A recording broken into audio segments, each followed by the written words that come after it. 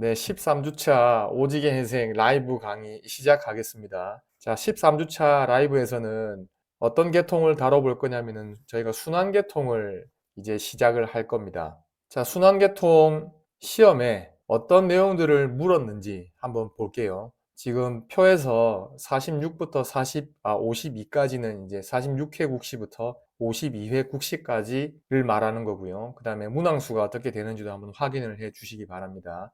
평균 한 3문제 정도 나왔다고 보시면 되겠죠. 순환계통에서는. 순환계통이 여러분이 보는 국시 전까지는 해부와 생리를 구분하기도 했고 심장과 관련된 내용, 그 다음에 혈관과 관련된 내용을 별도로 묻는 파트들이 구분이 돼 있었거든요. 그런데 여러분이 보는 국시부터는 이제 순환계통이라고 해가지고 여러 가지 내용들을 이 계통 안에 다 집어넣어서 이제 문제로 출제가 될 겁니다. 그래서 과거에 출제됐던 문제들을 한번 살펴보니까 이제 주제를 한번 보니까 이제 46회부터 볼게요. 이제 심장, 그 다음에 동맥, 모세혈관, 동맥이나 모세혈관은 이제 혈관에 대한 내용이 되겠죠. 그 다음에 혈소판은 혈액에 대한 게 될 겁니다. 그 다음에 47회 경막 정맥골은 정맥이고요. 정맥이랑 동맥은 이제 혈관이라고 보면 되겠고, 그 다음에 여기 물질 이동이라고 보이는데 물질 이동은 체액과 관련되어 있습니다. 체액으로 보고 물질 이동과 관련된 것도 순환계통에서 묻겠구나라고 이제 생각을 하고 계셔야 됩니다.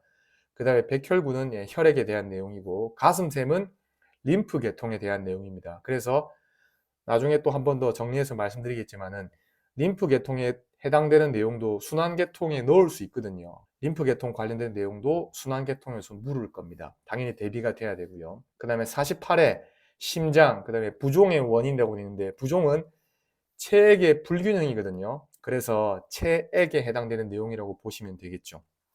그 다음에 49회는 정맥은 혈관이고 태아순환은 이거는 뭐 심장하고도 관련이 있고 그 다음에 혈관하고도 관련이 있거든요. 그래서 뭐 심혈관계라고 보면 되겠고 그 다음에 탈수도 체액의 불균형이라서 체액과 관련된 내용. 그 다음에 50회 국시 보겠습니다.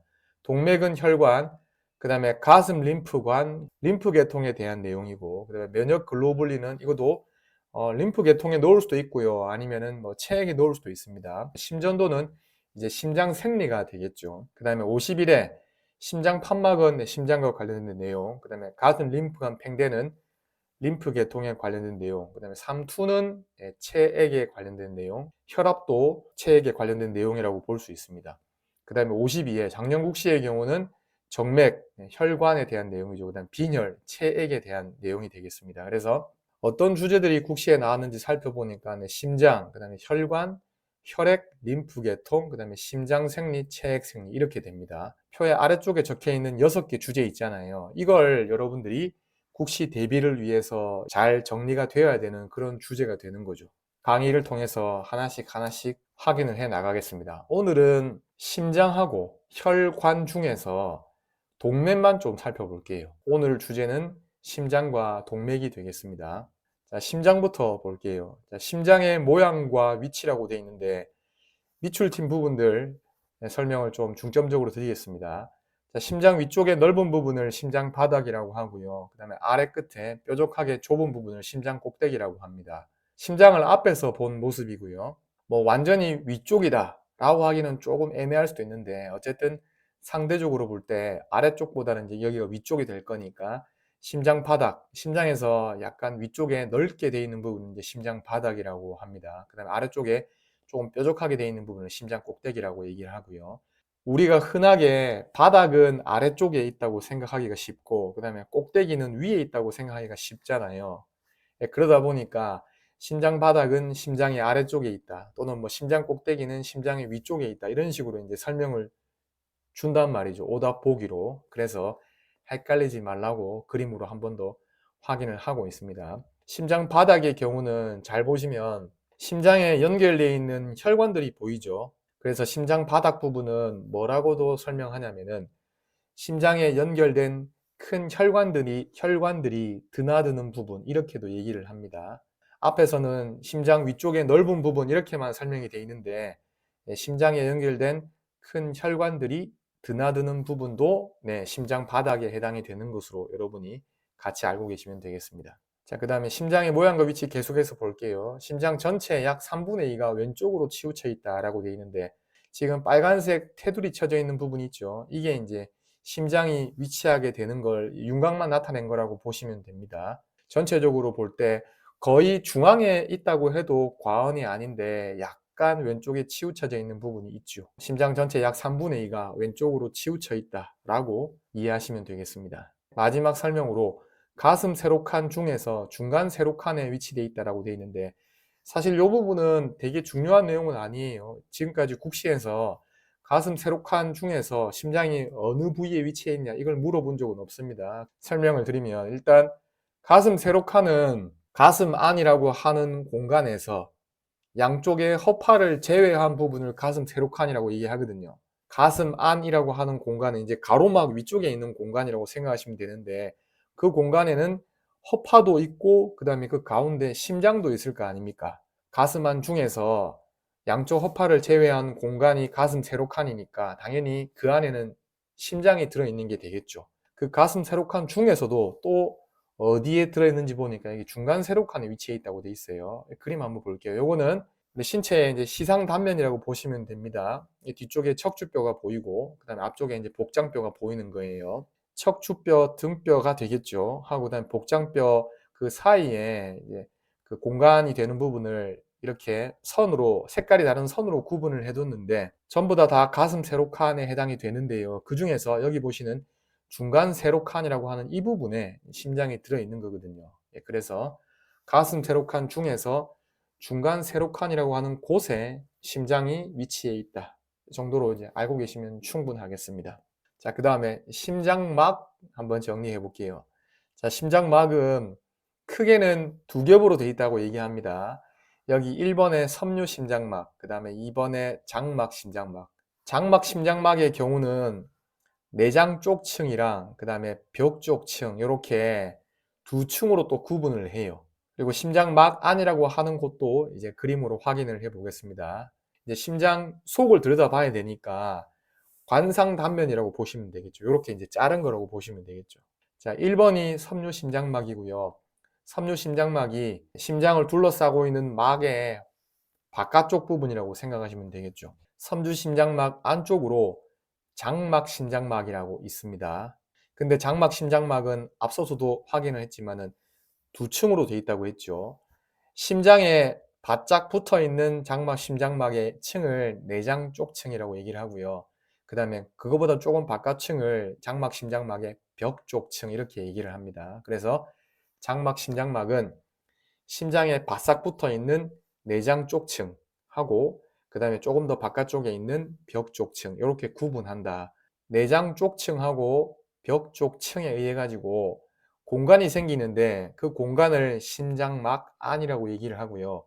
심장막 안에는 심장막액이라고 들어 있습니다. 심장이 계속해서 박동을 하지 않습니까? 그러면은 외부에 있는 장기들하고 마찰이 일어날 수밖에 없는데 이 심장막 안에 들어있는 심장막액이 마찰을 조금 줄여주는 그런 역할을 한다고 합니다. 그 다음에 하나만 더 확인을 할게요. 장막, 심장막의 내장 쪽 층을 뭐라고도 표현하냐면은 심장 바깥막이라고도 표현합니다. 심장 바깥막은 장막, 심장막의 내장 쪽 층하고 같다라고 보시면 되겠죠. 왜냐하면 이 심장을 바싹 싸고 있는 장막, 심장막의 내장 쪽 층은 심장의 표면하고 거의 분리가 하기 어려울 정도로 이렇게 바짝 붙어 있다고 해요. 그래서 심장 바깥막하고 장막, 심장막의 내장 쪽 층은 이제 같은 걸로 보시면 되겠습니다. 심장벽 보겠습니다. 자, 심장벽은 3층 구조라고 되어 있고 속에서 바깥으로 심장 속막, 심장 근육층, 그 다음에 심장 바깥막 이렇게 구성되어 있습니다. 자, 심장 속막은 가장 속층이라고 보시면 됩니다. 심장 속에는 이제 혈액이 들어있을 거 아닙니까? 그리고 심장은 하는 일이 이 혈액을 쥐어 짜는 역할을 하는 거거든요. 혈액이 심장에 채워져 있을 텐데 이 심장 속막이 다름 아니라 심장벽의 맨 속층이니까 혈액하고 접해 있을 거다. 이렇게 볼 수가 있겠고 그 다음에 심장 근육층은 심장벽의 3층 구조라고 했잖아요. 그 3층 구조 중에서 제일 두껍다라는 거 기억하시고 네, 이름에서 심장 근육층이라고 되어 있으니까 말 그대로 근육으로 구성되어 있습니다. 심장 근육이라고 하는 별도의 이제 근육으로 구성이 되어 있겠죠. 심장 근육층의 두께는 심방보다 심실에서 더 두껍다라고 얘기를 하고, 그 다음에 오른쪽보다 왼쪽에서 더 두껍다라고 얘기를 해요. 심장은 위쪽에 두 개의 심방과 그 다음에 그 아래쪽에 두 개의 심실로 이루어져 있잖아요. 심장 전체는 어쨌든 혈액이 채워지게 되는데 심방에 있는 혈액은 심실로만 보내주면 되거든요. 혈액을. 그러면은 그렇게 세게 짜주지 않아도 되죠. 근데 심실에 들어온 혈액은 왼 심실의 경우는 우리 온몸으로 혈액을 짜줘야 되고, 그 다음에 오른 심실에 들어온 혈액은 허파로 혈액을 짜줘야 되거든요. 그러니까 보내줘야 된단 말이에요. 심방보다는 심실에서 혈액을 좀 더 강하게 짜줘야 됩니다. 그렇기 때문에 심방보다는 심실의 심장 근육층의 두께가 좀 더 두껍습니다. 오른 심실보다 왼 심실의 심장 근육층의 두께가 더 두껍다는 겁니다. 왼 심실에 있는 혈액은 심실에 들어있는 혈액을 온몸으로 보내줘야 되거든요. 그러면 혈액을 굉장히 강하게 짜줘야 되겠죠. 근데 오른 심실에 들어있는 혈액은 허파로만 보내주면 돼요. 여러분, 허파가 심장에 바로 붙어 있지 않습니까? 양가 쪽으로. 그렇기 때문에 그렇게 강하게 짜주지 않아도 되죠. 그런 이유에서 오른 심실보다 왼 심실에 있는 심장 근육층의 두께가 더 두껍습니다. 심장 바깥막은 가장 바깥쪽에 있는 막이고, 제가 심장막 설명드릴 때 말씀드렸는데 장막, 심장막의 내장 쪽 층은 심장 바깥막과 같다고 했죠. 그래서 이 부분까지 좀 기억을 해두시면은 심장벽과 관련된 문제는 크게 문제없이 해결이 될 겁니다. 심장의 구조를 조금 더 자세하게 살펴볼게요. 이제 심장의 속 구조를 좀 자세하게 살펴보도록 하겠습니다. 자, 심장은 겉에서 보면은 심실 사이 고랑하고 방실 사이 고랑에 의해서 위쪽에 두 개의 심방, 그 다음에 아래쪽에 두 개의 심실 이렇게 구분합니다. 그림 볼게요. 왼쪽 그림은 심장을 앞에서 본 거고요. 그 다음에 요거는 심장을 뒤에서 본 겁니다. 자, 1번에 이제 심실 사이 고랑이라고 있죠. 심실 사이 고랑은 다름 아니라 왼 심실하고 오른 심실 그 사이를 마치 경계 지어지는 부분이라고 보시면 되겠고, 그걸 이제 심장 바깥쪽에서 보니까 이렇게 고랑이 나 있더라 라고 이해하시면 되겠습니다. 그래서 앞쪽에서 보고 그 다음에 뒤쪽에서 보더라도 어쨌든 심실 사이에는 고랑이 나 있다 라는 거 확인할 수가 있고, 그 다음에 여기 방실 사이 고랑이 있죠. 방실 사이 고랑은 위쪽에 있는 심방이랑 아래쪽에 있는 심실 사이에 있는 고랑입니다. 뭐 아주 명확하게 지금은 표시가 되어 있지는 않습니다만 어쨌든 심방과 심실 사이에 이렇게 고랑이 또 보이더라. 이렇게 심장을 겉에서 보면 심실 사이 고랑, 방실 사이 고랑을 확인할 수 있습니다. 아까 심장은 두 개의 심방과 그 다음에 두 개의 심실로 이렇게 구성이 되어 있다라고 말씀드렸는데, 심방은 심장으로 들어오는 혈액을 받아들이는 곳이고 심실은 심장에서 나가는 혈액을 내보내는 곳입니다. 심장으로 들어올 때는 심방으로 들어오는 거고 혈액이 심장에서 나갈 때는 반드시 심실에서 나가는 거죠. 별거 아닌 것 같습니다만 나중에 혈관과 관련해서도 굉장히 중요한 정보가 되니까 잘 기억을 해두세요. 오른 심방, 왼 심방, 오른 심실, 왼 심실 순서로 확인해 볼게요. 오른 심방의 일부를 이루는 귓바퀴 모양의 돌출부인 심방귀가 있다. 이렇게 마치 지붕 또는 덮개처럼 덮고 있는 모습인데 심방을, 여기를 이제 오른 심방귀라고 얘기하고요. 심방귀니까 당연히 심방이랑 관련이 있겠죠. 심방과 관련 있는 구조물이라고 생각하시면 되겠고, 오른 심방 관련해서 조금 더 살펴보면 심방의 속면 일부는 빗살근이 발달해서 표면이 우둘투둘하다고 되어 있습니다. 한번 볼게요. 오른 심방 속을 들여다보려고 마치 뚜껑처럼 되어 있는 부분을 이렇게 자른 다음에 젖혔습니다. 심방에서 볼 수 있는 구조물로 여기 빗살근이라고 하는 게 있다라는 거를 좀 알고 계셨으면 해요. 아, 요거는 대땅 중요합니다. 대땅. 자, 오른 심방에 보니까 위 대정맥, 아래 대정맥, 심장 정맥골이 열리는 구멍이 있다라고 되어 있는데, 구멍이 있다라는 말은 결국 위 대정맥, 아래 대정맥, 심장 정맥골이라고 하는 혈관이 오른 심방에 연결된다라고 알고 계시면 되겠죠. 그래서 오른 심방에 연결되어 있는 혈관을 이 세 개를 반드시 기억해 두세요. 왼 심방 볼게요. 자, 왼 심방은 오른 심방하고 비슷하게 심방 귀하고 그다음에 비살근이 있다. 왼 심방도 왼 심방 귀라고 하는 부분이 있고 이 심방 귀를 잘라가지고 젖히면 안쪽에 빗살근을 또 볼 수 있습니다. 심방과 관련해서는 심방귀라고 하는 구조물이 있고 심방의 속을 들여다보면 빗살근이라고 하는 부분이 있더라 라고 정리하시면 되겠죠. 자, 이것도 대땅 중요합니다. 자, 왼 심방에는 허파정맥이 열리는 4개의 구멍이 있다. 즉 구멍이 있다란 말은 허파정맥이 왼 심방에 연결되어 있는 거라고 아시면 되겠죠. 왼 심방 부분을 지붕처럼 덮고 있는 부분을 이렇게 열어서 젖히면 허파정맥 구멍이 보입니다. 어떤 혈관이 왼 심방에 연결되어 있는지를 잘 기억해 두셔야 돼요. 그 다음에 이제 오른 심실 볼게요. 자, 심실벽에는 많은 근육기둥이 솟아있다고 되어 있는데 이제 심장의 속면을 이제 보여주고 있는 거고 심실벽 부분에 우둘투둘하게 솟아있는 부분들 보이시죠? 이 부분은 이제 근육기둥이라고 얘기를 합니다. 자, 근육기둥은 어쨌든 심방이 아니라 심실에서 볼 수 있는 거죠. 그렇게 정리하시면 되겠습니다. 자, 심실벽에서 심실 속으로 3개의 원기둥 모양의 근육이 돌출해 있으며 이를 꼭지근이라고 한다. 그 다음에 꼭지근하고 오른 방실 판막 사이에는 힘줄 끈이 연결되어 있다고 되어 있습니다. 이거 한번 볼게요.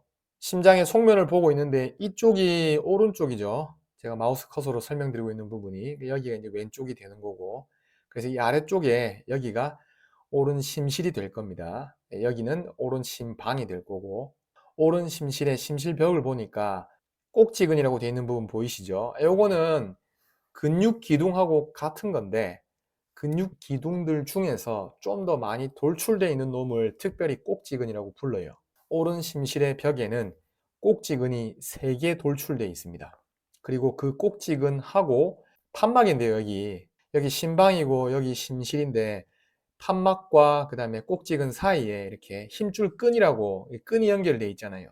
심실에서는 꼭지근 볼 수 있고 그 다음에 꼭지근하고 판막 사이에 연결되어 있는 힘줄 끈을 볼 수 있다. 이렇게 정리하시면 되겠죠. 혈액이 지금 흐르는 방향을 여기서 화살표로 표시를 해둔 건데 혈액이 심방으로 들어와 가지고 이제 심실로 이렇게 내려올 거 아닙니까?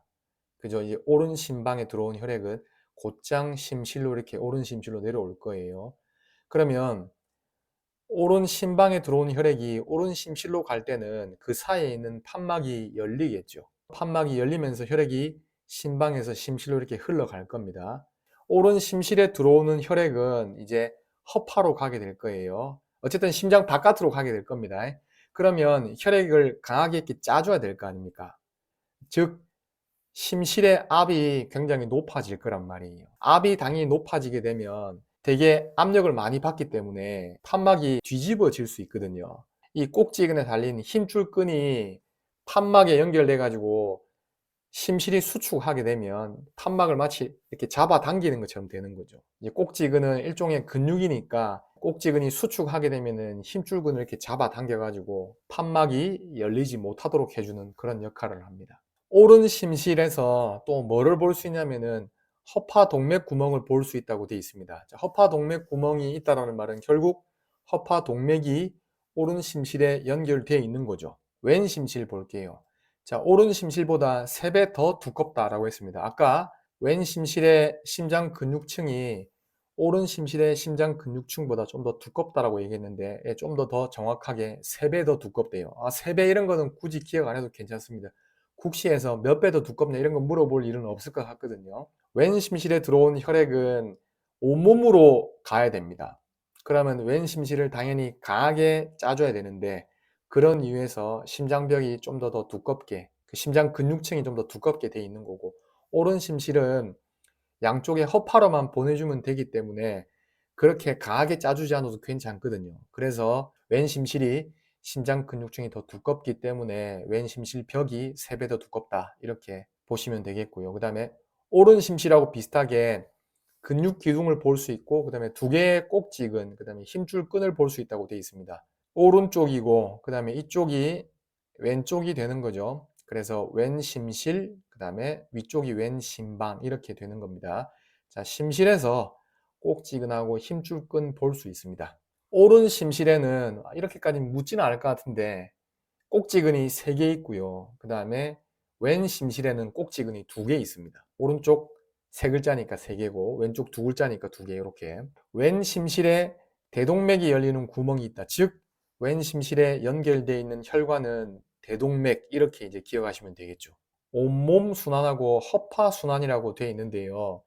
혈액 순환은 제가 오늘 강의에서는 따로 좀 더 자세하게 설명드리지 않을 거예요. 이유는 뭐냐면 여러분 오지게생 인강 사이트 강의실에 들어오시면 12주차 강의 영상 아래쪽에 보시면은 순환계통 선행학습이라고 해가지고 혈액순환이라고 되어 있습니다. 요거 보시면 혈액순환과 관련된 내용을 크게 무리 없이 이해할 수 있을 겁니다. 그래서 이번 강의에서는 좀 자세하게 설명드리는 거는 좀 생략을 하겠습니다. 우리가 앞서서 뭐를 봤습니까? 심방하고 심실에 대해서 조금 자세하게 설명드렸는데 대땅 중요하다면서 말씀드린 부분이 뭐였냐면은 심방에 연결되어 있는 혈관이랑 그 다음에 심실에 연결되어 있는 혈관이 뭔지를 좀 알고 계시는 게 중요하다 이렇게 말씀드렸거든요. 그래서 요 간단하게 정리된 내용을 보면서 뭐 왼심방, 왼심실 또는 오른심방, 오른심실에 연결되어 있는 혈관들이 어떤 것들인지를 다시 한번 더 확인해 보겠습니다. 자, 먼저 온몸 순환 볼게요. 왼 심실에서 혈액이 출발하는 것부터 온몸 순환이 시작된다라고 가정하겠습니다. 자, 왼 심실에는 대동맥이 연결되어 있습니다. 그래서 대동맥을 통해서 혈액이 왼 심실에서 빠져나오면 허파를 제외한 온몸으로 혈액이 쭉쭉쭉 간단 말이죠. 위 대정맥, 아래 대정맥, 심장 정맥구를 통해서 오른 심방으로 돌아오는 순환 경로가 온몸 순환 경로가 됩니다. 왼 심실에는 대동맥이 연결되어 있는 거고 그 다음에 오른 심방에는 위 대정맥, 아래 대정맥, 심장 정맥골이 연결되어 있는 거죠. 어떤 혈관들이 왼 심실에 그리고 오른 심방에 연결되어 있는지를 일단은 잘 기억을 해두세요. 그 다음에 허파순환 볼게요. 자, 허파순환은 오른 심실부터 시작한다고 합시다. 오른 심실에 들어온 혈액은 허파 동맥을 따라서 허파로 갑니다. 그리고 허파 지난 다음에 허파 정맥을 지나서 그 다음에 왼 심방으로 돌아갑니다. 그래서 오른 심실부터 왼 심방까지의 경로가 이제 허파 순환이 되는 거고 오른 심실에는 허파 동맥이 연결되어 있고 그 다음에 왼 심방에는 허파 정맥이 연결되어 있습니다. 왼 심실, 오른 심실, 왼 심방, 오른 심방에 각각 어떤 혈관이 연결되어 있는지를 잘 기억을 해 두셔야 됩니다. 문제를 푸는데 굉장히 중요한 지점이 됩니다. 하나만 더 정리하고 가자면 혈액은 심방으로 들어왔다가 심장에서 나갈 때는 심실에서 나가잖아요. 심장에서 나가는 혈액을 운반하는 혈관은 전부 동맥이거든요. 심실에 직접 연결되어 있는 혈관은 동맥일 수밖에 없어요. 그래서 여기 보시면은 왼 심실에 대동맥, 오른 심실에 허파동맥, 동맥이죠, 둘 다. 심장에서 심방 있죠. 심방에 연결되어 있는 혈관은 전부 정맥입니다. 왜냐하면 정맥은 심장으로 돌아오는 혈액을 운반하는 혈관이거든요. 여기 오른 심방에는 위대정맥, 아래대정맥, 심장정맥골. 뭐 심장정맥굴이라고 해가지고 뭐 굴이란 말이 붙었긴 합니다만 어쨌든 얘도 정맥이거든요. 그래서 위대정맥, 아래대정맥, 심장정맥골, 오른 심방에 연결되어 있는 거죠. 그 다음에 허파정맥, 왼 심방에 연결되어 있는 거죠. 그래서 심방에는 오른쪽이든 왼쪽이든 어쨌든 정맥이 연결되어 있다. 이렇게 정리하시면 되겠죠. 심실에는 동맥이 연결되어 있고 심방에는 정맥이 연결되어 있다. 그 다음에 심장 판막을 보겠습니다. 자, 방실 판막하고 반달 판막으로 구분되어 있다고 되어 있는데 심방하고 심실 사이에는 판막이라서 방실 판막이라고 부르겠죠. 오른 방실 판막하고 왼 방실 판막으로 구분할 수 있습니다. 오른 방실 판막은 오른 심방하고 오른 심실 사이에 있습니다. 그리고 이름을 삼천판이라고 얘기합니다. 여기 천판이라고 하는 거는 조각이라고 생각하셔도 좋아요. 판막을 이루는 조각이 세 조각이거든요. 그래서 삼천판이라고 부릅니다. 그 다음에 왼 방실 판막은 왼 심방하고 왼 심실 사이에 있고 그 다음에 이천판이라고 얘기합니다. 판막을 이루는 조각의 개수가 2개거든요. 이천판이라는 말 말고도 이천판을 또 다르게도 부릅니다. 뭐라고 부르죠? 승모판이라고 부릅니다. 그러니까 판막을 이루고 있는 천판의 모습이 승려의 모자처럼 생겼다고 해가지고 승모판이라고 불러요. 그래서 이천판을 승모판하고 같은 걸로 알고 계셔야 됩니다. 국시에 그렇게 물어본 적이 있거든요. 그래서 방실판막은 오른 방실판막, 왼 방실판막 이렇게 구분할 수 있고, 오른 방실판막은 오른쪽 3글자니까 삼천판, 왼 방실판막은 왼쪽 2글자니까 이천판, 이렇게 흔히들 잘 설명합니다. 기억하실 때 참고하시고요. 그 다음에 반달판막 볼게요. 반달판막은 대동맥 판막이랑 그 다음에 허파동맥 판막으로 구분할 수가 있습니다. 어떤 판막이 반달 판막인지 일단 기억을 하시고요. 반달 판막이 왜 반달 판막이냐면은, 반달 판막은 천판으로 얘기하자면 전부 삼천판이거든요. 그러니까 대동맥 판막이나 그다음에 허파동맥 판막 전부 다 삼천판이에요. 근데 걔네들을 이천판이나 삼천판이나 이렇게 따지진 않는데 그 천판의 모습이 모양이 반달 모양이래요. 그래서 반달 판막이라고 부른답니다. 대동맥 판막은 왼 심실하고 대동맥 사이에 있고, 허파동맥 판막은 오른 심실하고 허파동맥 사이에 있다. 각각의 판막이 혈관, 그러니까 심장의 어느 부분하고 어느 혈관 사이에 있는지를 기억을 해 두셔야 됩니다. 근데 여러분 요거를 막 외우는 분들도 물론 계시겠지만, 물론 외워두면 빨리빨리 답이 나오니까 그런 이유에서 외워두면 좀 편리한 부분이 있지만, 굳이 외우지 않더라도 아까 혈액순환 할 때 왼 심실에 연결되어 있는 혈관이 뭐였어요? 대동맥이었잖아요. 그러니까 왼 심실하고 대동맥 사이에 대동맥 판막이 있구나 이렇게 생각하시면 되겠죠. 오른 심실에 바로 연결되어 있는 혈관이 뭐였어요? 허파동맥이었죠. 그렇기 때문에 오른 심실하고 허파동맥 사이에도 허파동맥 판막이 있겠구나 이렇게 연결하시면 되겠죠. 심장 전도계통 볼게요. 자, 심장 전도계통은 일단은 여기 1번, 2번, 3번, 4번 심장 박동하라고, 그러니까 심장 근육이 수축하라고 하는 신호를 만들어서 그게 전달되는 경로에 해당되는 것들이 심장 전도계통인데 1, 2, 3, 4 순서대로 일단 기억을 해 두십시오. 나머지 내용들은 제가 따로 더 설명드리진 않고요. 1번만 말씀드릴게요. 자, 굴심방결절. 자, 오른 심방벽 위대정맥이 열리는 곳의 위치, 굴심방결절이 어디에 위치하는지 잘 기억해 두시고, 그 다음에 심장 박동을 일으키는 자극이 시작되는 곳, 그리고 이걸 아주 간단하게 그냥 박동조율기 이렇게 얘기합니다. 굴심방결절 위치 기억하시고, 굴심방결절이 일종의 전기 신호를 만드는 발전기 역할을 하는 곳이다. 이렇게 정리하시면 되겠습니다. 오른 심방의 위대정맥, 그러니까 여기 지금 마우스 커서로 가리키고 있는 혈관 있죠. 여기가 이제 위대정맥이 되는 거죠. 그래서 위대정맥이 열리는 곳 가까이에 굴심방 결절이 위치합니다. 검은색 화살표 방향으로 이렇게 표시가 되어 있는 것은 굴심방 결절에서 만들어진 심장을 수축하라고 하는 신호가 이렇게 심방으로 그리고 심실로 이제 퍼져나가는 걸 이렇게 보여주고 있는 겁니다. 심장의 동맥과 정맥을 확인해 볼게요. 오늘은 동맥의 전체적인 내용을 확인할 건데 심장의 동맥이랑 정맥은 조금 특별하거든요. 그런 이유에서 심장의 동맥하고 정맥만 별도로 좀 떼서 확인해 보겠습니다. 지금 1번부터 6번까지를 나중에 이제 그림으로 이제 확인을 해 볼 텐데, 심장의 동맥과 정맥 관련해서 기억을 해야 되는 게, 물론 해부학 책에는 조금 더 자세하게 나와 있겠지만 한 이 정도 6가지 혈관들만 좀 알고 계시면 국시 대비하는 데 있어서는 크게 무리가 없지 않을까라는 생각에서 6가지만 확인을 해 보겠습니다. 자, 1번 오른 심장 동맥, 그 다음에 2번이 왼 심장 동맥입니다. 심장 동맥은 관상 동맥이라고도 부릅니다. 심장을 이렇게 삥 둘러싸고 있는 모습이거든요. 그러니까 왕관처럼. 왕관이 이렇게 머리 이렇게 삥 두르고 있지 않습니까? 그래서 관상 동맥이라고 이름을 부르고요. 관상 동맥으로도 알고 계시고 심장 동맥으로도 알고 계십시오. 국시에는 둘 다 나올 수도 있습니다. 오른 심장 동맥, 왼 심장 동맥으로 이렇게 구분이 되고요. 왼 심장 동맥은 지금 색깔이 좀 흐릿하게 돼 있잖아요. 이유는 뭐냐면 이렇게 이 혈관들 뒤쪽으로 지나거든요. 예, 그래서 이 혈관들에 가려져 있기 때문에 지금 좀 흐릿하게 표시가 되어 있는 겁니다.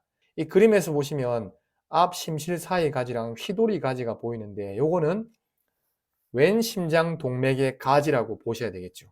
지금 왼 심장 동맥에서 먼저 나오는 가지가 앞 심실 사이 가지고 그 다음에 그 뒤에 이어 나오는 가지가 이제 휘도리 가지라고 보시면 되겠습니다. 앞 심실 사이 가지는 어디에 위치하고 있냐면은 심실 사이 고랑에 이렇게 위치하고 있습니다. 4번의 휘도리 가지는 방실 사이 고랑에 위치를 하고 있어요. 요거는 이제 심장의 뒷모습이죠. 심장을 뒤에서 본 겁니다. 그 다음에 오른 심장 동맥의 가지로 뒤 심실 사이 가지를 이제 기억하시면 되겠죠. 앞 심실 사이 가지가 이렇게 심실 사이 고랑에 있다고 했잖아요. 앞 심실 사이 가지하고 뒤 심실 사이 가지는 이렇게 만납니다. 심장의 이렇게 뒤쪽 부분에서. 심장의 동맥과 정맥 중에서 오른 심장 동맥하고 왼 심장 동맥을 설명드리면서 앞 심실 사이 가지, 그 다음에 휘도리 가지는 왼 심장 동맥의 가지로 말씀드렸고요. 그 다음에 5번 뒤 심실 사이 가지는 오른 심장 동맥의 가지로 말씀드렸습니다. 각각의 가지들이 어느 심장 동맥의 가지인지를 이제 알고 계시면 됩니다. 그 다음에 여기 심장은 오른 대동맥의 대동맥굴에서 일어나는 오른 그 다음에 왼 심장 동맥에 의해서 혈액을 공급받는다 라고 되어 있습니다. 심장은 혈액을 짜주는 역할을 하는데 그런 혈액을 짜주는 역할을 수행하기 위해서 심장도 혈액 공급을 받아야 되거든요. 보통은 심장은 그냥 혈액을 펌프질하는 역할만 할 거라고 생각합니다만 지가 하는 일을 계속해서 잘 하려면 자기도 먹고 살아야 되거든요. 심장을 먹여 살리는 동맥이 다름 아니라 심장동맥, 관상동맥이 되는 겁니다. 오름 대동맥에 대동맥굴에서 일어난다고 되어 있는데 대동맥굴은 잘 몰라도 괜찮아요. 근데 심장동맥이 오름 대동맥에서 나온 가지라고는 알고 계십시오. 자, 이제는 심장의 정맥을 볼게요. 자, 심장의 정맥은 여기 심장 정맥굴이라고 보이죠. 큰 심장 정맥, 작은 심장 정맥, 중간 심장 정맥이 있는데 애들 전부 다 결국에는 심장 정맥굴로 다 모이게 됩니다. 심장 정맥굴만 잘 기억하셔도 괜찮은데 심장 정맥굴 주변에 있는 좀 가지에 해당되는 부분들을 좀 기억하자면 큰 심장 정맥, 작은 심장 정맥, 중간 심장 정맥이 있구나. 이 정도만 알고 계시면 충분할 것 같습니다. 큰 심장 정맥이랑 작은 심장 정맥은 심방과 심실 사이에 나 있는 고랑인 방실 사이 고랑에 위치를 하고요. 그 다음에 중간 심장 정맥은 오른 심실하고 왼 심실 사이에 있는 심실 사이 고랑에 위치해 있습니다. 그 다음에 여기 마지막에 정리되어 있는 부분 볼게요. 심장의 정맥피는 대부분 심장 정맥구를 거쳐서 오른 심방으로 들어간다라고 되어 있습니다. 아까 저희가 혈액순환에서도 봤는데 온몸 순환할 때 뭐라고 했습니까? 혈액이 온몸을 다 돌고 난 다음에는 위 대정맥, 아래 대정맥, 그 다음에 심장 정맥구를 거쳐가지고 오른 심방으로 돌아간다라고 말씀드렸잖아요. 그래서 심장 정맥구를 거쳐서 오름 심방으로 들어감이라고 정리가 되어 있습니다. 심장은 다 설명드렸고요. 동맥 보겠습니다. 자, 동맥은 뇌부학 책에서는 동맥 계통이라고 해서 동맥 전체를 이렇게 묶어서 설명을 할 때 계통이란 말을 쓰기도 하거든요. 그래서 저도 동맥 계통이라고 설명드리겠습니다. 동맥은 심장에서 나가는 혈액을 운반하는 혈관이라고 했습니다. 그래서 심방이랑 심실 중에서 항상 어디에 연결되어 있다고 했어요? 항상 심실에 연결되어 있다고 말씀드렸죠. 그게 뭐 왼 심실인지 오른 심실인지 이런 건 이제 여러분이 또 구분해서 확인을 해야 되겠지만 어쨌든 심방이 아니라 동맥은 심실에 연결되어 있어요. 허파동맥이랑 대동맥으로 크게 구분을 한대요. 자, 허파동맥은 허파순환의 주줄기고 대동맥은 온몸 순환의 주줄기다라고 되어 있습니다. 허파동맥은 양쪽 허파에 분포하는 동맥이 하나로 일어나는 줄기. 요거를 허파동맥 줄기 이렇게도 부르는데 지금 여기서는 허파동맥이랑 허파동맥 줄기를 같다라고 지금 설명을 하고 있습니다. 자, 오른 심실에서 일어나서 그러니까 오른 심실에 연결이 있다고 생각하시면 되겠죠. 허파동맥은. 그 다음에 오른 허파동맥과 그 다음에 왼 허파동맥으로 갈라진다라고 되어 있습니다. 처음에 한 가닥으로 나옵니다. 그걸 이제 허파동맥이라고 해도 되고 아니면 여기 그림처럼 허파동맥 줄기라고 해도 됩니다. 그리고 오른 허파로 가는 오른 허파 동맥, 그 다음에 왼 허파로 가는 왼 허파 동맥으로 갈라집니다.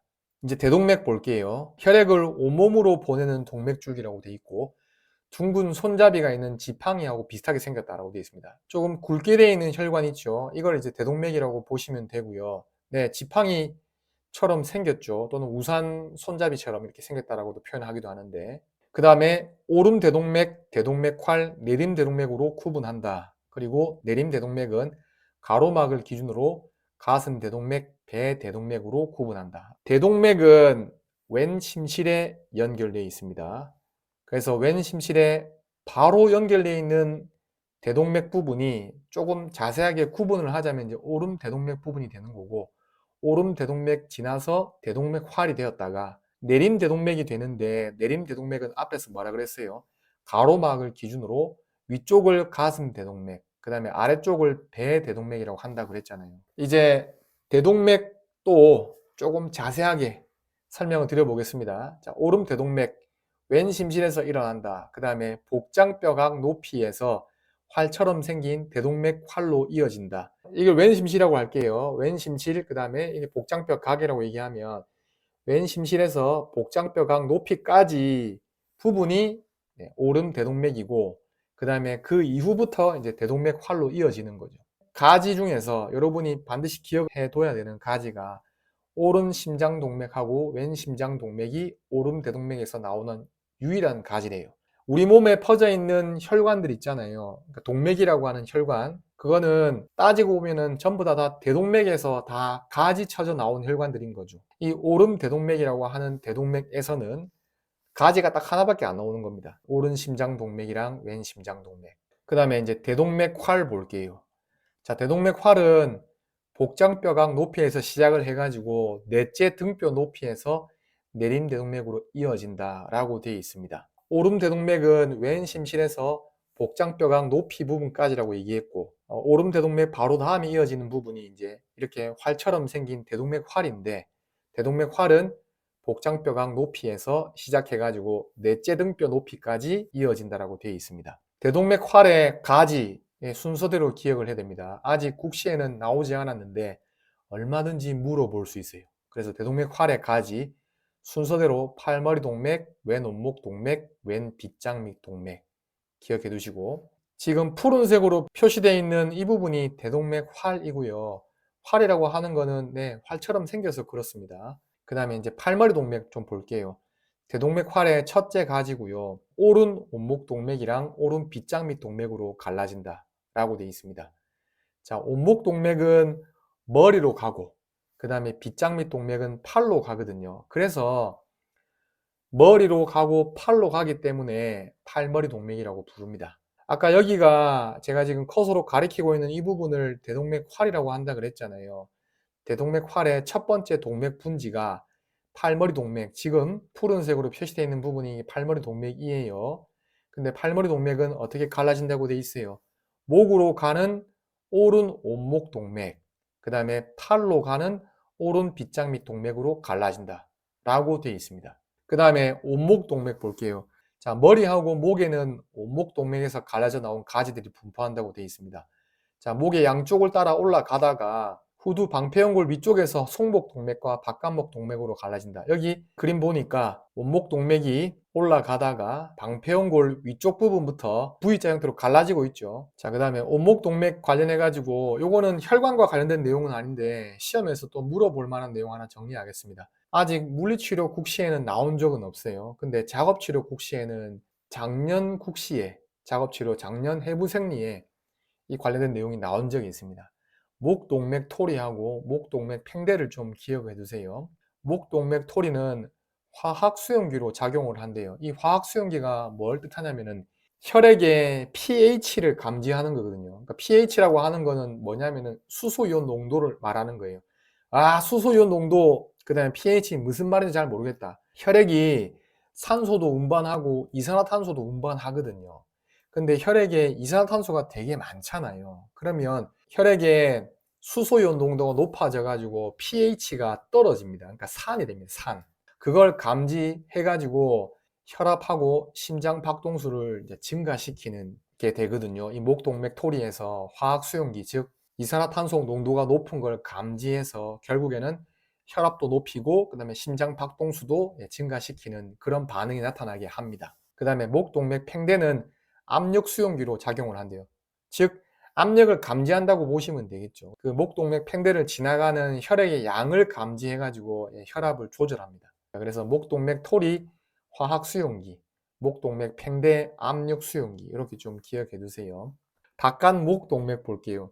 아까 온목동맥은 속목동맥이랑 바깥목동맥으로 갈라진다고 했습니다. 자, 뇌하고 안구를 제외한 머리하고 목에 분포를 한대요. 온목동맥은 목하고 머리에 분포하는 동맥이에요. 그 중에서 바깥목동맥이 뇌랑 안구를 제외한 나머지 머리랑 목 부분에 분포를 한대요. 지금 여기에 바깥목 동맥에서 갈라지는 이름 있는 가지가 나오거든요. 모든 가지를 여러분이 다 기억해야 될 필요는 없는데 이름 있는 가지들은 말 그대로 이름을 붙여뒀으니까 의미가 있어서 이름을 붙여둔 거거든요. 그래서 좀 기억해야 되는데 한 번씩 물어봅니다. 모의고사 같은 데서. 근데 나는 기억하기 너무 힘들다. 그러면은 바깥목 동맥의 8개 가지들은 굳이 기억 안 해도 괜찮습니다. 왜냐하면 우리에겐 속목 동맥이 있거든요. 보겠습니다. 아까 바깥목 동맥은 뇌하고 안구를 제외한 머리와 목이 분포한다고 했죠. 속목 동맥은 뇌하고 안구에 분포합니다. 척추 동맥과 함께 뇌에 혈액을 공급하는 주요 동맥이라고 되어 있고 속목 동맥이 뇌 혈액 공급의 약 80%를 담당한대요. 속목 동맥의 가지죠. 이 네 가지 눈동맥, 앞대뇌, 중간대뇌, 뒤교통동맥 요거는 반드시 기억해 두십시오. 바깥목 동맥 8개 가지는 여러 개 되는 대로 기억하시고 속목 동맥의 4개 가지는 반드시 기억하시고 자, 온목 동맥이 아까 바깥목 동맥이랑 속목 동맥으로 갈라진다라고 말씀드렸죠. 이 그림을 통해서 확인할 수 있는 거고요. 대뇌 동맥 고리 이것도 하나 보겠습니다. 요거 속목 동맥이랑 좀 관련이 있거든요. 그래서 설명드리려고 하는 거고 아직 국시에 안 나왔습니다. 근데 모의고사에는 굉장히 자주 나왔습니다. 뇌 바닥면에서 척추 동맥하고 속목 동맥의 가지들이 서로 연결되어서 고리 모양을 이룬 걸 대뇌 동맥 고리라고 얘기를 해요. 어느 동맥이랑 어느 동맥의 가지라고요? 척추 동맥과 속목 동맥의 가지들이 고리 모양을 이룬 걸 대뇌 동맥 고리라고 얘기를 합니다. 뇌의 바닥면이고요. 화면 위쪽이 뇌의 앞쪽이고 화면 아래쪽이 뇌의 뒤쪽입니다. 그리고 이게 뇌를 밑에서 올려다 본 모습이에요. 그게 이제 뇌의 바닥면이 되는 거고 이게 네모 테두리 친 부분이 있죠. 이 부분에 고리 모양으로 보이는 이걸 대뇌 동맥 고리라고 얘기를 해요. 어떤 동맥들로 구성이 되어 있는가 한번 보겠습니다. 속목 동맥, 앞 대뇌 동맥, 앞 교통, 뒤 교통, 뒤 대뇌 동맥. 이 5개 동맥으로 고리를 이루고 있다라고 얘기를 해요. 반드시 기억을 해둬야 되겠죠. 근데 중간 대뇌 동맥은 대뇌 동맥 고리를 구성하는 동맥이 아닙니다. 이것도 기억해 두시고 그 다음에 목의 양쪽을 지나 머리로 올라가는 척추 동맥은 뇌줄기 바닥에서 양쪽 끝이 합쳐져서 뇌바닥 동맥을 이룬다고 되어 있습니다. 자, 그림 볼게요. 뇌 바닥면을 보고 있는 거예요. 그러니까 뇌의 바닥을 밑에서 위로 올려다 봤을 때 고리를 이루고 있는 혈관 부분만 따로 떼서 지금 보고 있는 겁니다. 지금 뇌 바닥 동맥이 있는 부분이 뒤쪽 부분이고요. 뇌에서 화면 위쪽이 뇌의 앞쪽 부분이에요. 앞뒤 구분하시고 뇌 바닥 동맥은 아까 뭐라 그랬어요? 척추 동맥이 뇌줄기 바닥에서 양쪽 끝이 합쳐져서 뇌바닥 동맥을 이룬다고 되어 있죠.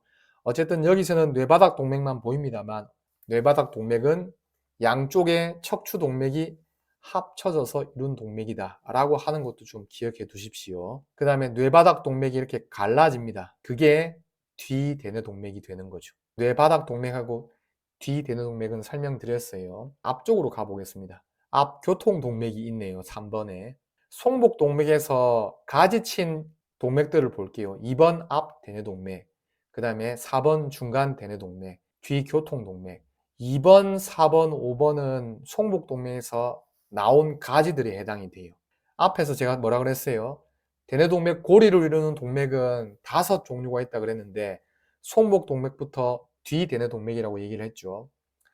번호들을 한번 따져 보겠습니다. 자, 1번 속목 동맥, 그 다음에 2번 앞 대뇌동맥, 그 다음에 3번 앞 교통동맥, 5번 뒤 교통동맥, 그 다음에 6번 뒤 대뇌동맥.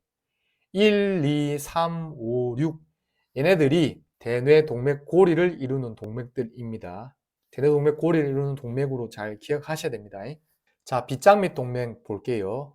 빗장밑 동맥은 오른 빗장밑 동맥이랑 왼 빗장밑 동맥으로 구분을 할 수 있고요. 오른 빗장밑 동맥은 팔머리 동맥에서 일어나고 왼 빗장밑 동맥은 대동맥활에서 직접 일어납니다. 아까 대동맥활 얘기했습니다.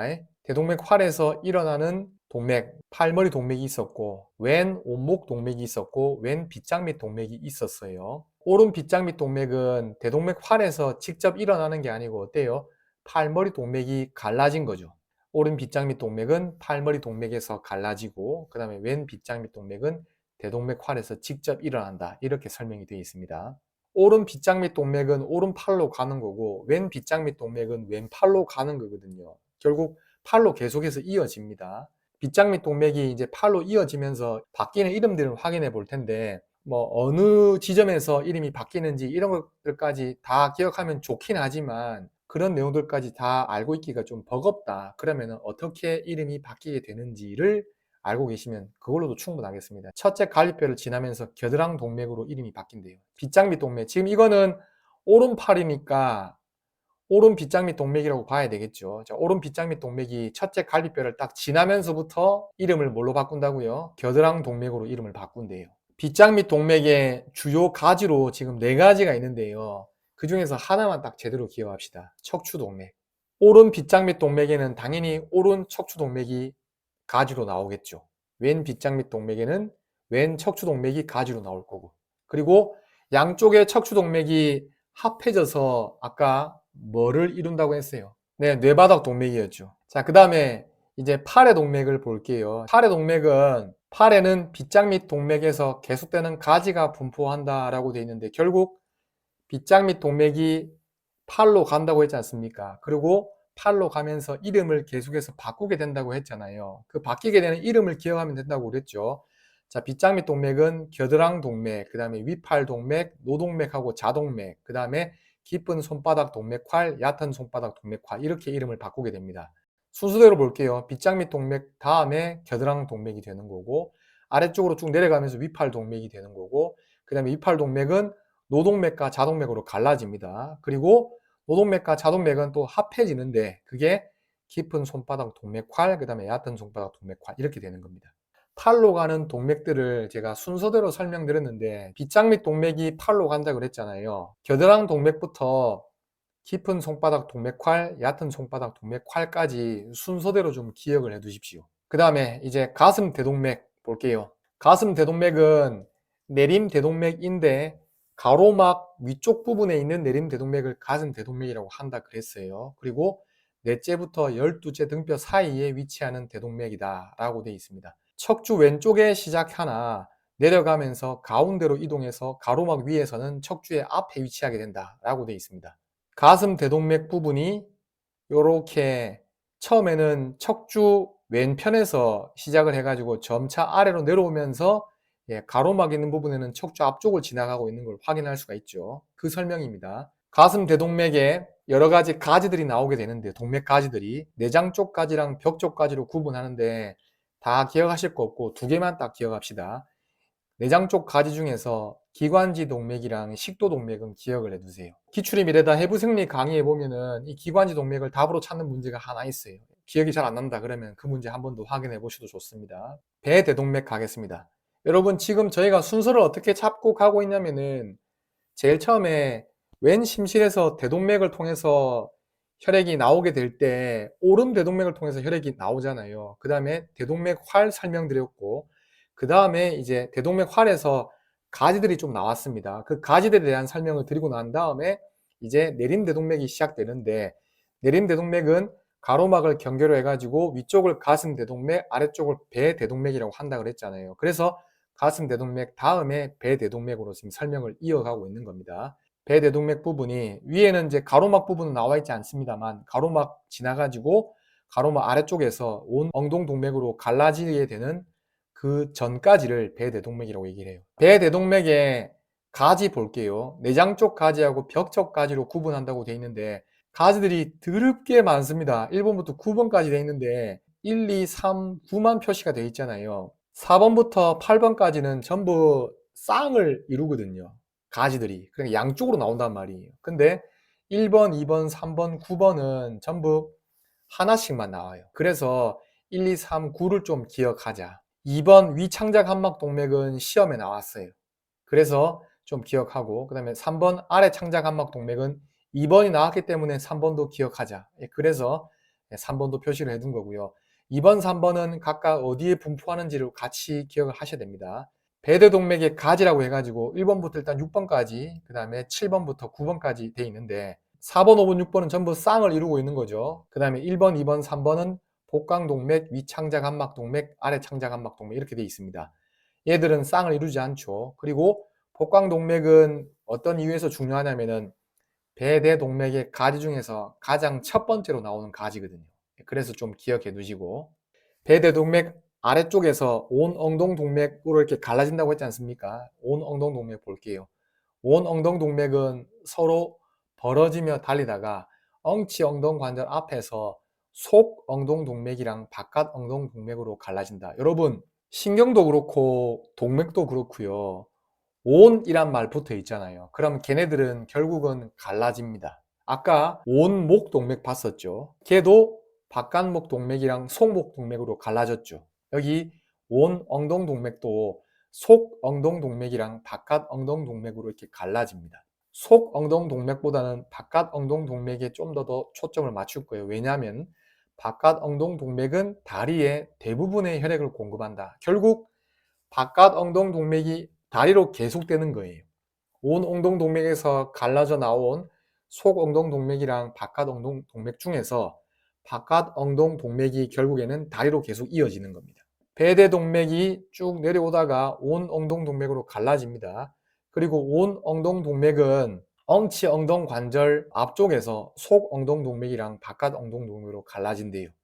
자, 속엉덩동맥은 골반에 분포합니다. 바깥엉덩동맥이 아래쪽으로 쭉 내려오면서 이제 다리에 분포하게 되는 거죠. 다리의 동맥 볼게요. 다리에는 바깥엉덩동맥이 계속되어 분포함이라고 돼 있고, 무엇을 지나면서 이렇게 이름이 바뀐다라는 설명이 있는데, 여러분들은 어디를 지나면서부터 이름이 바뀌는지는 굳이 기억 안 하셔도 좋고, 이름이 바뀌는 순서들을 잘 기억해 두셔야 돼요. 자, 바깥엉덩동맥이 이제 삭고랑인대라고 하는 부분을 지나면서 넙다리 동맥이 됩니다.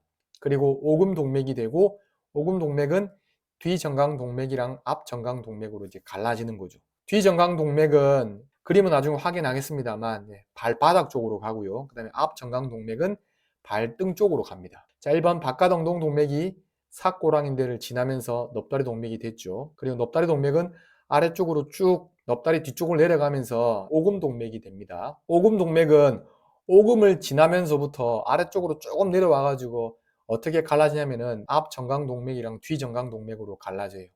네, 앞정강동맥은 정강뼈 앞쪽으로 가니까 앞정강동맥인 거고, 뒤정강동맥은 정강뼈 뒤쪽으로 가니까 뒤정강동맥이에요. 그리고 뒤정강동맥은 사실은 갈라졌다라고 하기보다는 오금동맥이 그냥 계속 이어지는 거라고 볼 수 있습니다. 근데 앞정강동맥이 갈라지면서부터 이름을 좀 다르게 부르는 거죠. 뒤정강동맥은 안쪽 발바닥 동맥, 가쪽 발바닥 동맥으로 발바닥 쪽으로 가고, 그리고 뒤정강동맥의 가장 큰 가지로 이 종아리 동맥이라고 있는데, 이건 하나는 기억해 두시고, 뒤정강동맥의 큰 가지, 그 다음에 앞정강동맥은 발등 쪽으로 가서 발등 동맥이 된다. 이렇게 정리하시면 되겠습니다. 우리가 근육할 때도 종아리 앞쪽에 있는 근육들은 발등 쪽으로 가지 않습니까? 그리고 종아리 뒤쪽에 있는 근육들은 발바닥 쪽으로 가는 근육들이 좀 흔했거든요. 그런 거랑 비슷하게 생각해 볼 수도 있습니다. 자, 이렇게 해서 오늘 순환계통 첫 번째 시간을 했는데요. 심장은 사실 나올 만한 게 그렇게 많지 않아요. 그래서 앞에서 심장과 관련된 문제는 제가 3문제 봤거든요. 그 3문제 정도만 충분히 잘 해결할 수 있는 정도가 된다. 그러면은 무리 없이 국시도 대비가 될 거라고 보는데, 동맥은 가지도 많이 치기도 하고 머릿속에 가지에 해당되는 부분이 잘 들어와 있지도 않고 하다 보니까 여러분이 온리 외워야 되는 내용들이 좀 많습니다. 국시에 이미 나왔던 것들은 이게 나왔구나 라고 해서 이제 대비가 되겠지만, 그러지 않은 것들이 나오게 된다고 하면 사실은 대비하기가 쉽지가 않거든요. 그러니까 어떤 걸 낼 거냐면은 어떤 큰 동맥의 가지에 해당되는 동맥을 물어볼 거란 말이에요. 근데 그 가지에 해당되는 동맥이 너무 많습니다. 가지에 해당되는 동맥들을 너무 자세하게 공부를 하자니까 내용이 너무 방대해질 수밖에 없는 거죠. 그래서 여러분이 동맥하고 관련해서는, 특히 혈관하고 관련해서는 좀 많이 어려워하는 것 같아요. 근데 제가 오늘 강의에서 다룬 주요 동맥들, 대동맥하고 그다음에 그 대동맥에서 나온 가지들 몇 가지 있었잖아요. 그 정도만 우선적으로 좀 기억을 하시고, 그 외의 동맥들은 사실은 좀 복불복이라고 생각하셔야 돼요. 다 대비하기가 쉽지 않기 때문에 여러분이 만약에 여력이 되면 나머지 동맥 가지들도 막 외우시면 되는데, 어쨌든 그런 문제들은 나온다고 하면은 딱 한 문제 출제가 될 거고요. 그 문제를 내가 맞추기 위해서 동맥의 가지에 해당되는 동맥들도 내가 다 외울 거냐, 아니면은 한 문제는 만약에 그런 문제가 나온다면 그냥 틀리겠다고 생각하고 그냥 버리고 갈 거냐, 이건 여러분이 선택을 하셔야 되는 부분이고, 그리고 혈관과 관련된 문제는 매년 한 문제씩 꼭 나오지는 않습니다. 그러니까 동맥의 가지를 묻는 문제가 한 문제 무조건 나온다고 할 수는 없어요. 나오면 한 문제 나오지만 무조건 나오진 않는다 라는 점이 조금은 안심할 수 있는 부분이 아닌가, 걱정을 내려놓을 수 있는 부분이 아닌가 라는 말씀을 좀 드립니다. 강의는 이렇게 마무리하겠습니다.